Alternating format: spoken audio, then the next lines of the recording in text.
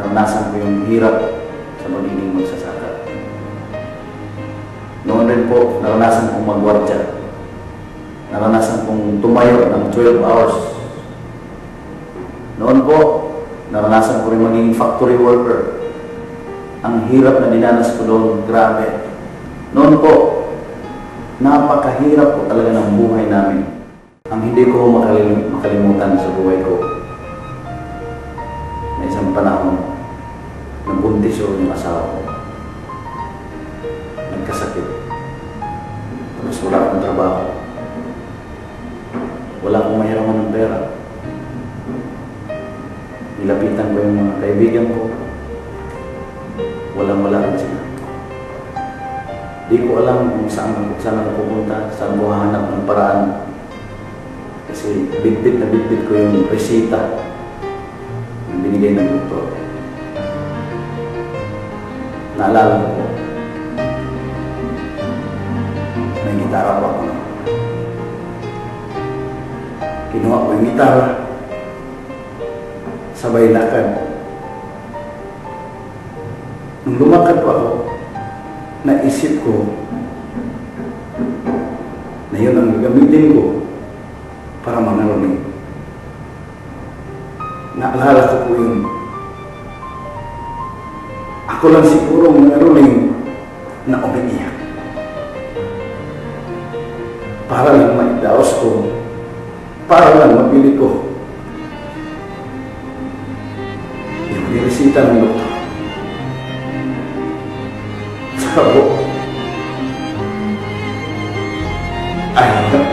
ayaw ko na kung bumalik doon. Alam ko, napakahirap ko talaga na walang pera. Tapos, may sakit yung asawa mo. Hindi ko po ito makalimutan sa buong buhay ko. So, naranasan din namin isang basong bigas, pagkasyahin na lang, para matapos yung araw, unahin na lang yung mga batang pakainin, yung tira-tira na lang po yung amin. Galing kami Maynila, nagwardya ko, parang wala kaming swerte dito, umuwi kaming Bohol. Doon naman po, nagtrabaho ko sa Bohol Cultural Center, taga-dilig ng Bulaklak, at papasalamat pala ako kay former Governor Erico Aumentado, congressman po siya ngayon, 2nd District. Siya yung nagpasok sa akin dyan sa Bohol Cultural Center. So, mahirap din po kasi maliit yung sahod din. At the same time, napakahirap ng buhay talaga. Hanggang na-introduce kami sa isang uri ng negosyo. At doon po kami nag-umpisang umangat yung buhay. Tinawagan niya si Roland. Sabi niya, Roland, pumunta ka sa Cagayan. May kapartner ako. Nandyan sa hotel. May business akong bago. Si Roland din nagsabi sa akin, inutusan ko siyang magbili ng abono, fertilizer para sa kamatis namin. Ipagbalik niya, wala siyang dala. Ang dala niya, papel lang na may bilog-bilog. Pasok sa kwarto, sabi niya, Dear, halika, yayaman na tayo. O yayaman? Yayaman niya tayo kasi, alam mo, may bago ako negosyo. Ano negosyo mo ito? Yung nakita ko bilog-bilog, nakasulat. Ano ba yung negosyo niya? Bakit bilog-bilog? Tapos huwag ka na maingay, basta yayaman tayo. Akong bahala dito. Nag-umpisa ako doon, nagbinta-binta lang ng gamot. Siyempre, binibintahan ko yung mga mayayaman. Bininta ko kina Mayor, tapos kina Mama Marcia, Magallanes, sa Cagayan de Oro. Yun, nagustuhan niya yung gamot. Doon nag-umpisa na nakilala yung produkto eh. Yun sa umpisa, sa Cagayan muna kami. Kasi wala kaming pamasahe. Ikot-ikot lang muna kami. Kasi siyempre, walang pamasahe. Diyan lang muna sa Cagayan de Oro. Tapos pinilapitan namin yung mga namin kakilala, ayaw. Lapitan namin yung mga pinsan namin, ayaw din. Minsan, manghiram kami ng pera. Pahiramin kami, kumti. Tapos sa sunod, hindi na. Pamasahe lang namin yun. Hanggang dumating kami sa Bohol. Nabihan naman sila Dr. Van Tagulada. Tapos, pumunta kami doon. Wala kami, siyempre, yung kasama namin, doktor, maraming pera. Nauna umuwi sa amin. Kami nagpahuli. Doon na kami natulog sa tarima ng barko. Kasi walang pambayad eh. Yung lagayan ng mga prutas, mga isda. Doon kami natutulog. Nagsapin kami ng karton. Kaya doon. Tapos, na-spread namin yung network. Dahil lumaki ng lumaki kasi nakarekot kami doon. Tapos, doon, ganyan. Tapos, nung ibang mga networker sa Bohol, pinuntahan namin na nagustuhan yung business, maganda. Tapos, product kasi yung inano namin, hindi yung business product muna. Pagkatapos, pumunta kami Cebu, pumunta kami Tacloban, Kaya lumaki yung grupo namin. Sa umpisa, yung check-in namin, siyempre maliit. Yung check-in namin, halagang ano lang, 2,500, tapos naging 10,500, tapos 18,000, tapos lumaki ng lumaki. Ngayon, ano na, 1M. Minsan, 800, 1M, basta hindi na pari-pareho. Basta yun, ang pinakamalaki naman check-in, yung nag-check pa isang buwan, kasama sa Unilevel, 1.2 million. Sa awa ng Diyos, may marami na kami. Yung bahay namin sa Cagayan, 2.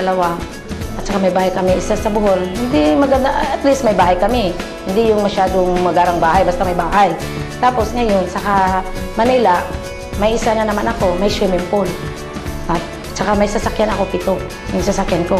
Ngayon, may bago na naman akong kinuha dyan sa Villason na 3.7 million. At saka, yung sa harap namin, nabili ko rin. Ginawa kong parkingan kasi hindi na makapasok yung namin, yung sasakyan namin. Ginawa kong parkingan dyan sa harap namin. Na-realize namin dito na lahat ng pagod namin, lahat ng hirap namin, lahat na rejection sa mga tao, bayad. Ngayon, yung mga anak namin nakapag-aral na sa isang private school. Ngayon, nababayaran na namin yung mga utang namin. Talagang pinag-aralan namin. May mga kumpanya din kami nasalihan na hindi kami masyadong kumita. Kasi yun nga, may mga company na biglang nagsara, ganon. So hanggang dumating tong life max sa buhay namin. So talagang inano namin, trinabaho namin, nag-start kami sa Bohol. Tapos after 1 year, talagang ginawa namin yung tama, focus lang kami. Ngayon po, alam naman po natin, pinasikat ang Pilipinas dahil sa isang boksingero. Saludo po ako kay Congressman Manny Pacquiao. Pero sa ngayon po, saludo rin po ako sa wife ko. Siyempre ako ngayon, malaki na talaga income ko kasi nabigyan kasi ako ng $61,000 sa US dahil nag-3rd Diamond Whole World ako at saka first in the Asia.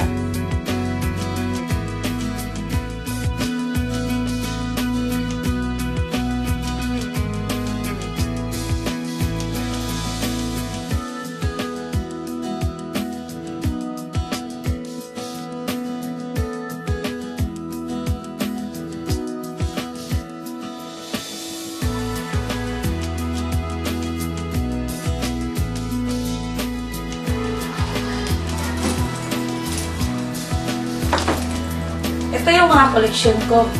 Mga Louis Vuitton, lahat. Kasi niregaluhan ko yung sarili ko dahil sa hirap na mag-network. Saka ito, mga Gucci, lahat na bag, binili ko para sa sarili ko. Diamond director ako, binigyan ako ng kasama ko ng isang pinakamahal. Ito yung pinakamahal ko na bag, Hermes bag. Kaya ito yung pinaka-paborito. Ang office kasi namin is sa Ortigas. Sabi ko, pag i-award nyo ako, kailangan doon sa Bohol. Ayaw kong magpa-award dito sa Manila kasi yung grupo ko is Bohol.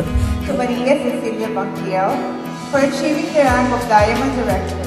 She's the first in Asia and 3rd in the world.